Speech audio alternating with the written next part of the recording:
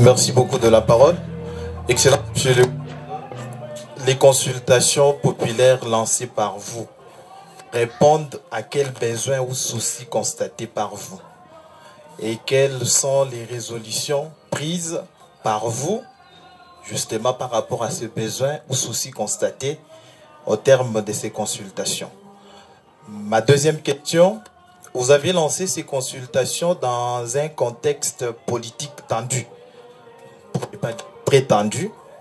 Il y a peu, les députés provinciaux ont destitué le président de l'Assemblée provinciale. Et certaines sources indiqueraient que c'est vous la prochaine cible. Que répondez-vous à cette opinion qui affirme que c'est la peur au ventre que vous avez lancé ces consultations pour vous attirer la sympathie de la population? Merci. Merci. Excellence, Monsieur le Gouverneur, tout en vous remerciant pour l'initiative, le compte, je m'appelle Monsieur Jean-Baptiste Akabea pour le compte de Oya Kondolo TV.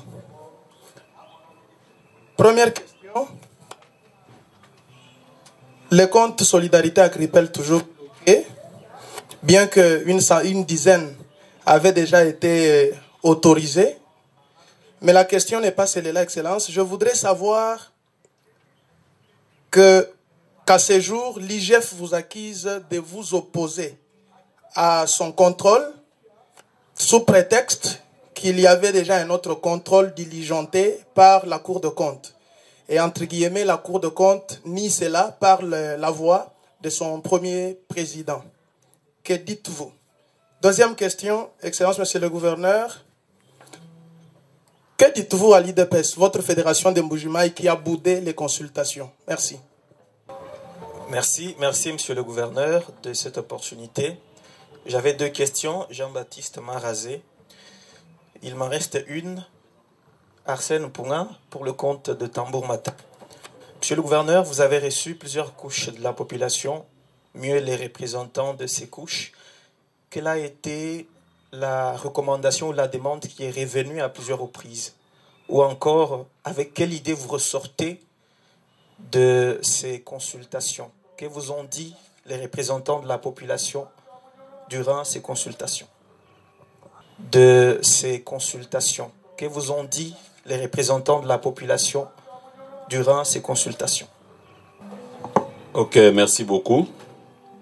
Je pense que la question sur les résolutions des consultations et la question que vient de poser Arsène, c'est pratiquement la même chose.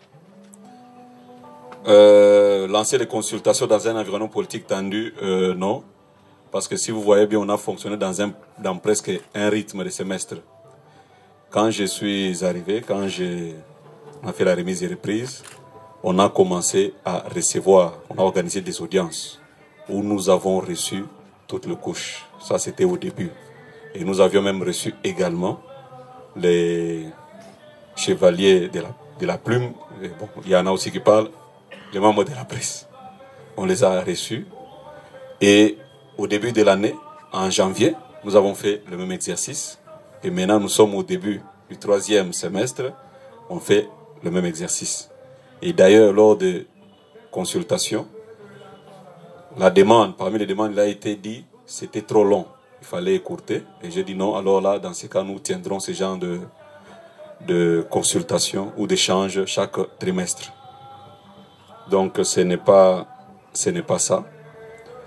Nous sommes dans la vision du chef de l'État et nous sommes derrière le chef de l'État. Le chef de l'État veut la stabilité et le gouverneur Machabili travaille pour la stabilité afin de faire du Kasaï oriental une province émergente et les autres gouverneurs et les autres provinces, les autres assemblées, les autres gouverneurs travaillant tous. Nous tous en travaillant dans cet esprit, nous ferons du Congo le pays émergent tant souhaité par le chef de l'État. Donc ce n'est pas ça. Donc comme je vous ai dit, vous verrez que c'est chaque semestre, début de semestre nous en parlons, début de semestre nous en parlons. Donc au début c'était des audiences et après ça a été un exercice qu'on a fait et puis on vous a appelé, on a tenu une conférence de presse en janvier et aujourd'hui on a fait la même chose encore au mois de juillet. Alors pour ce qui est de l'IGF, j'aimerais bien préciser certaines choses. Le problème que nous avons à l'IGF, ce n'est pas le problème de contrôle.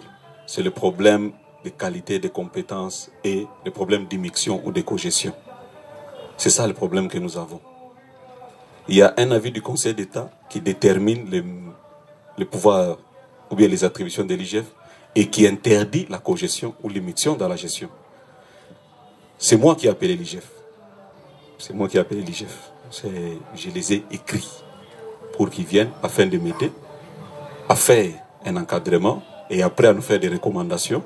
Nous allons appliquer et au fur et à mesure dans un esprit d'amélioration continue, comme c'est le cas dans des organisations de nos jours. On vient, on fait des recommandations, nous améliorons, nous appelons encore, on va évaluer et ainsi de suite. Et c'est normal. Mais seulement quand ils sont venus, il y a eu la décision, oui, il y a la décision qui a été prise par les inspecteurs qui sont venus de gérer les comptes de la province, en d'autres termes de gérer les comptes de l'État, alors qu'il y a un problème de qualité et de compétences. J'ai eu appelé l'inspecteur général chef de service pour lui dire que non, je suis étonné de voir ce genre de comportement. Il me dira que non, voilà, il va voir ça, ainsi de suite, mais les temps passés. La province a fait une mise au point quant à ça, que cela n'était pas normal. Parce que la loi donne les attributions à chaque institution et aussi à chaque mandataire ou locataire du poste en question. Alors, compte tenu du fait que nous constations qu'il y avait ces problèmes, ainsi de suite, nous devrions chercher à ce que nous trouvions un compromis par rapport à ce que nous entendons tous par encadrement, contrôle, ceci, cela. Non, parce qu'il y a des attributions et la loi est claire là-dessus. Il y a eu la mission, la mission, lettre d'émission, d'émission, tout ça, c'est la mission, parce qu'à la fin, c'est en charge du trésor, il y a ce qui est attendu, ce qui doit être donné, et tout dépend maintenant de qui on envoie et tout, de la Cour des comptes. Mais il n'y a pas que ça. Pas ça, c'était les débuts. Mais quand nous avons constaté que, avec l'IGF, nous avions des problèmes, nous avions saisi la Cour des comptes. Donc, en dehors de cette lettre-là, nous avons saisi la Cour des comptes. Et suivant la loi sur la Cour des comptes, le parquet général après la Cour des comptes fait le rôle des ministères publics. Nous avons écrit au procureur général après la Cour des comptes. Il est venu ici, il a tenu même un point de presse, et je pense que la majorité parmi vous était là. Il a expliqué un certain nombre de choses. Et il a écrit à l'IGF pour lui demander, c'est lui qui a demandé à l'IGF d'arrêter cette mesure, mais également, lui, il a dit non, voilà par rapport au compte Solidarité et Agripel, que l'IGF lui transfère les dossiers. Donc, à la Cour des comptes, il n'y a pas que cette mission. Cette mission, c'est le début. Pas ça a commencé, la lettre est au 26 avril, que la lettre a été émise. Mais nous, dans la suite, nous avons écrit et nous avons saisi aussi la Cour des comptes. C'est toujours dans la même continuité. Alors, c'est vrai, le premier président de la Cour des comptes a parlé que de la mission. Mais maintenant, qu'est-ce que nous disons de cette saisie du parquet par la province? C'est un problème. Et aussi, l'IGF, dans la loi sur la Cour des comptes, je pense, un article, ça doit être 37, je crois, l'IGF est parmi les services que le parquet de la Cour des comptes peut requérir. Un peu comme les faits, tout le parquet ministère public qui peut requérir, la police judiciaire qui peut requérir. Alors, nous avons maintenant déjà saisi le parquet général après la Cour des comptes. Alors, par rapport à ça, je ne sais pas, mais sinon, nous avons reçu la lettre du premier président avec ce qui s'est passé, ce qu'il a dit dedans. Nous allons lui répondre, lui montrer aussi que nous ne sommes pas que dans cette lettre-là d'émission. Il y a d'autres lettres parce qu'il était aussi en copie de ces autres lettres qui étaient échangées. Et maintenant, c'est quoi le comportement à tenir par rapport à ça? L'IGF aussi, il y a un problème que j'ai eu avec eux, c'est les inspecteurs à mission. Le chef de mission est venu dans mon bureau, il a haussé le ton, il a commencé à crier sur des gens. Je lui ai demandé de baisser le ton et de parler. Il ne voulait pas entendre. Il élevait le ton, il parlait à haute voix, criait sur des gens et sur mes collaborateurs. Malgré mes rappels, au calme, il n'a pas voulu obtempérer. Je l'ai sorti de mon bureau. J'ai demandé qu'il sorte de mon bureau. En sortant, dans le hall, vous connaissez bien le bureau, il y a des marches. Il a vociféré des histoires et tout ça. La police l'a conduit et il est parti. Mais je suis étonné de voir que dans la lettre qui circule dans les réseaux de l'IGF, on dit que non, voilà, la police aurait séquestré parce que moi je dois prendre soin de lui. Je me suis posé une question. Il présente les civilités chez moi, il se comporte comme ça. on est où là? C'est un problème. Et ça aussi, j'en ai parlé avec l'inspecteur général chef des services pour lui dire mon indignation par rapport à ces comportements. Il me dira, ok, ça va. En tant que responsable, quand il y a ce genre de problème, nous devons parler ensemble, voir comment nous pouvons continuer, ainsi de suite. Et l'agent, on va l'interpeller. Mais je suis étonné de voir que quelque chose qui était déjà discuté avec lui, et nous étions maintenant dans la phase où nous devrions échanger, ça ressort encore dans la lettre. Ça pose un problème. Et cela a provoqué la crise de confiance. Parce que nous ne savons pas comment nous avançons. Nous recevons, nous lui accordons, il se met à travailler, il commence à publier, et tout ça, dans un environnement politique comme vous le connaissez, il y a plusieurs questions qui arrivent à l'esprit. Qu'est-ce qui se passe exactement?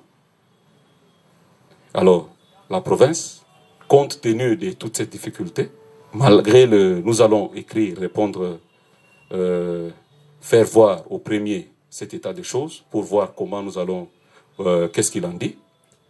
Mais aussi, la province saisit les chefs de l'État.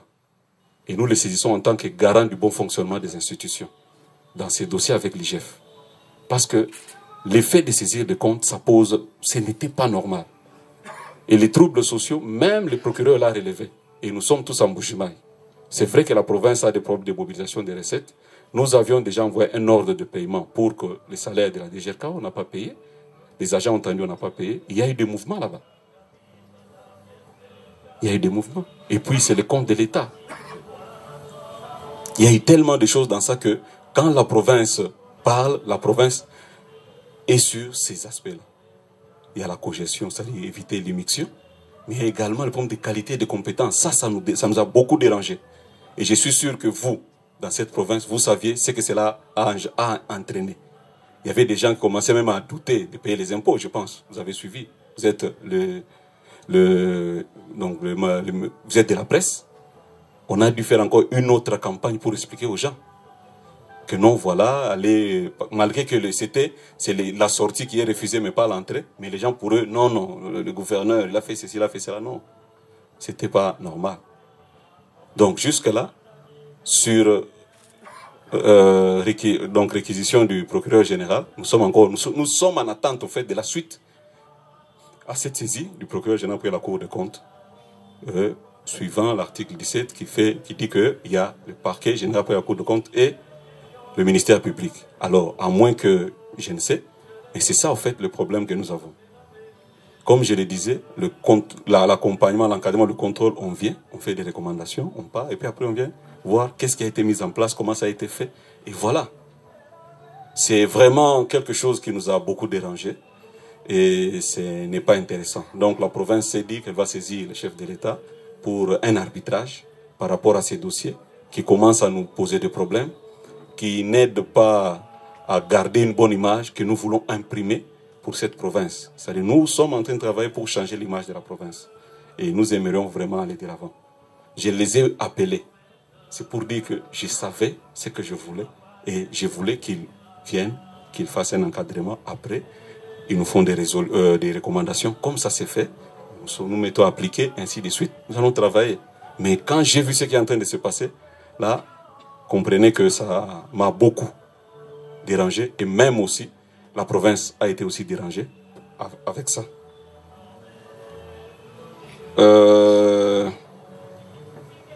Donc, je pense que, monsieur le journaliste, par rapport à ça, ce n'est pas un problème d'opposition, de contrôle ou quoi que ce soit. Non, non.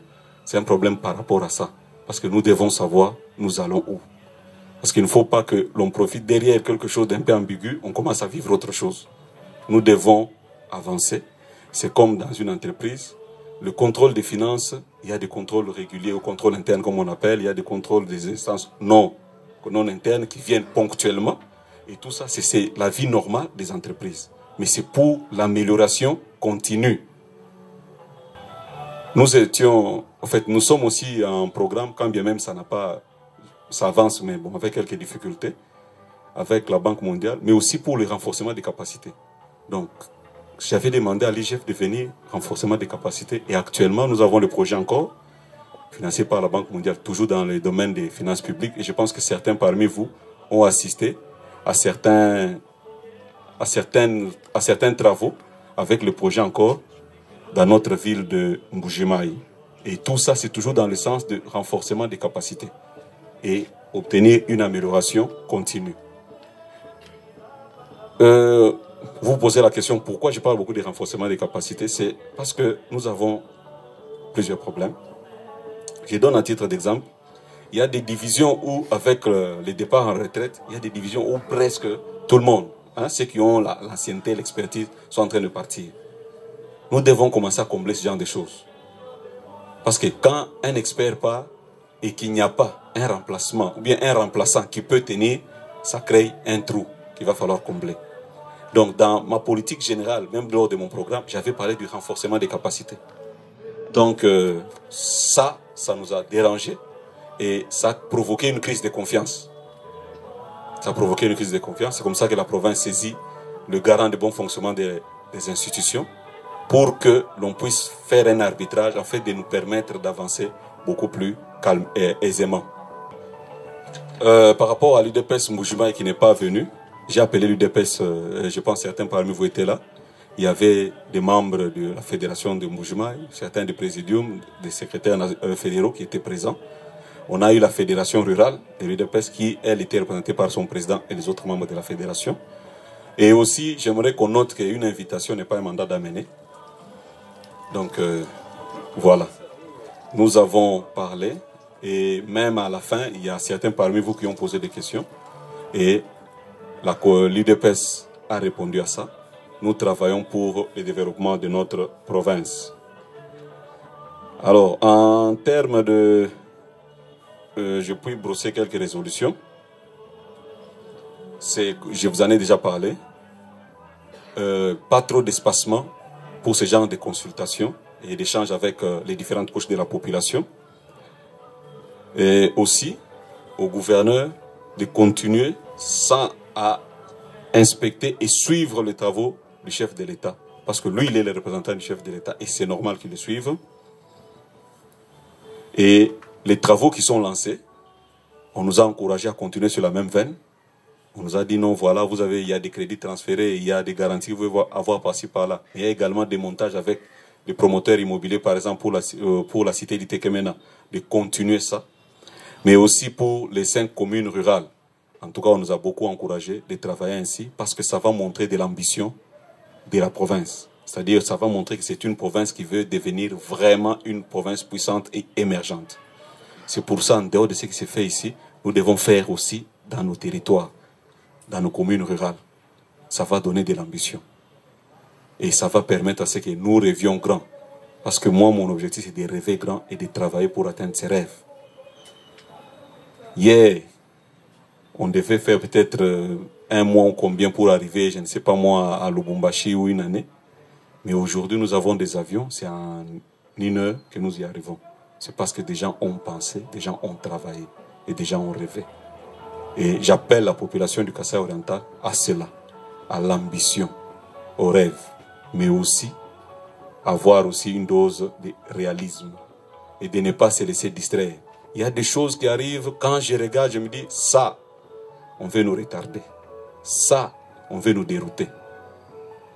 On doit faire très attention. On doit faire très attention. C'est très important. Il a été question de la sécurité aussi, que les services de sécurité puissent travailler, parce qu'il y a l'insécurité qui sévit dans la ville de Mbujimayi, surtout avec les bandits qui des fois font des barrages la nuit et dérangent les paisibles citoyens. Mais il y a également des conflits dans nos entités coutumières qui font qu'il y a de temps à autre des cases qui sont brûlées par des factions de ceux qui se battent soit pour le pouvoir coutumier, soit pour le puits des diamants. On nous a demandé en tout cas d'intensifier encore et d'imaginer et de continuer à soutenir et d'imaginer encore un peu plus pour d'autres secteurs qui sont sujets à conflit. Parce que comme vous le savez, à Katanda, nous avons le FRDC, en tout cas, le FRDC, la police qu'on a mis là-bas, les résultats en tout cas est meilleur. Par rapport à quand nous prenons les statistiques par rapport aux années passées, nous voyons une amélioration. Et aussi, en Mbujimayi, avec le groupe de sécurité mixte qui sont mis en place, il y a aussi des améliorations. mais nous devrons beaucoup plus encore intensifier. Et aussi, les travaux d'embellissement et les travaux d'hygiène et d'assainissement, on nous a demandé en tout cas d'intensifier aussi ces travaux-là et surtout de faire un suivi rapproché. Et ça, c'est le travail à faire avec les entités décentralisées, donc la mairie, la commune et les communes rurales. Nous avons une réunion avec eux, mais dans les prochains jours, nous aurons une réunion encore qui sera axée plus que sur les aspects des assainissements. Il a été aussi dit de suivre les travaux pour la desserte agricole, les routes de desserte agricole, pour les ouvrir, mais également assurer un contrôle pour que les camions ou bien les engins qui vont passer ne soient pas d'un tonnage à détruire la route ou à la rendre impraticable. Donc voilà les quelques résolutions, les majeures, qui ont été données lors de ces consultations. Merci beaucoup.